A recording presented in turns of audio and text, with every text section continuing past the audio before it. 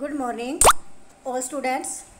आज हम आपकी +1 क्लास में फाइन आर्ट में आपका चैप्टर नंबर 3 करने जा रहे हैं, जिसका नाम है सिंधु घाटी की कलाएं। सिंधु घाटी की कलाएं, अगर सिंधु घाटी के बारे में बात की जाए तो सिंधु घाटी में बहुत सारी कलाएं देखने को मिलती हैं। सिंधु घाटी का जो उदय हुआ था वो ईसा पूर्वी की 3री शताब्दी के उत्तरार्ध में हुआ था। तो इस कला के जितने भी क्षेत्र पाए जाते हैं, जितने भी इसके स्थल पाए जाते हैं, वो सारे के सारे इस कला को बहुत ज़्यादा मानते थे। इसमें बहुत सारी प्रतिमाएं, मूर्तियां, मिट्टी के बर्तन, मिट्टी की मूर्तियां आदि शामिल थे। तो उस समय इसके जो सिंधु घाटी की दो मानी जाती हैं कलाएं, जिसमें सबसे ज़्यादा नाम आता है हड़प्पा जहाँ पे और मोहनजोदड़ो। इन दोनों जगहों पर सिंधु घाटी के बहुत सारे चीज़ें देखने को मिलती हैं। उदाहरण के तौर पर इस नगर में रहने वाले मकान, बाजार, भंडार, कार्यालय, ठीक है, ये सारे जो जगहें थी वो अत्यंत व्यवस्थित रूप से यथास्थान बनाए गए थे, यानी कि हर जगह को अपनी सही जगह पर बनाया गया था।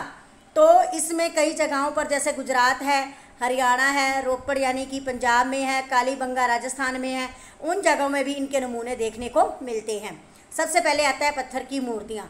जो हड़प्पा संस्कृतियाँ या हड़प्पा के जो स्थल हैं वहाँ पर जो मूर्तियाँ पाई जाती हैं वो पत्थर की, कांसे की या मिट्टी की अधिक पाई जाती हैं। वहाँ पर इस कला का अधिक प्रयोग हुआ, अधिक संख्या में इसकी मूर्तियाँ पाई गई, जिनमें क्या होता था कि जो पत्थर की मूर्तियाँ होती थी उसमें बहुत सारी वस्तुएं ऐसी होती थी जो देखने के लिए बहुत अच्छी लगती थी, जिनमें एक पुरुष धड़ होता था, लाल चूना पत्थर बना होता था, और दूसरी दाढ़ी वाले पुरुष भी इसमें बहुत ज़्यादा बनाए जाते थे।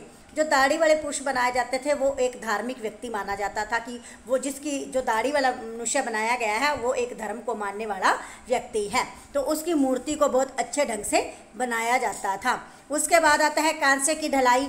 हड़प्पा में जो कांसे की ढलाई दी जाती थी उसमें ये बड़े पैमाने पर तैयार किया जाता था, और वहाँ के चित्रकार इस बात में बड़े प्रवीण थे। वो कांसे की मूर्ति बनाते थे और उसको एक ढलाई का काम, जैसे कुम्हार बर्तन में ढलाई देता है चिकनी मिट्टी को, ठीक है, वैसे ही इसमें जो वो मूर्ति बनाते थे कांसे की, तो उसमें भी उस मूर्ति को भी एक ढलाई का, उसके गर्दन के आकार के अनुसार उसे ढलाई देते थे, जिससे मूर्ति और भी ज़्यादा अच्छी लगती थी। उसके बाद आता है मृण मूर्तियाँ, जो कि टेराकोटा में पाई जाती थी। सिंधु घाटी के लोग मिट्टी की मूर्तियाँ अधिक बनाते थे, पत्थर में कांसे की मूर्तियाँ बनाते थे, ठीक है। वो जितनी बढ़िया बनी होती थी, सिंधु घाटी की मूर्तियों में मातृ देवी की प्रतिमाएं अधिक पाई जाती हैं।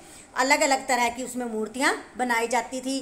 पुरुषों की छोटी छोटी मूर्तियाँ पाई जाती थी जिनके बाल गुंदे होते थे, ठीक है, उन्हें सीधा खड़ा किया जाता था, यानी कि तरह तरह के चित्र उनके यहाँ देखने को मिलते थे। पशु पक्षियों की आकृतियाँ, खेलने वाले मिट्टी के खिलौने, ऐसी चीज़ें बहुत वहाँ देखने को मिलती हैं। उसके बाद आती है मुद्राएं, मोहरे, जिन्हें हम मोहरे कहते हैं।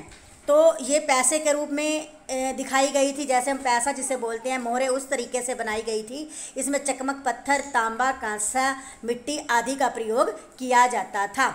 इनको इस तरह इनके जो मोहरे बनाई जाती थी उन पर किसी न किसी पशु का चित्र अंकित कर दिया जाता था, जिससे उनकी मुद्राएं अधिक अच्छी लगती थी। उसके बाद आया अमृत भांड। इसकी संख्या में मिट्टी के बर्तन की शक्ल सूरत होती थी। जैसे हम मिट्टी के बर्तन लेते हैं तो वैसे ही मिट्टी के बर्तन की तरह इसको आकार दे दिया जाता था।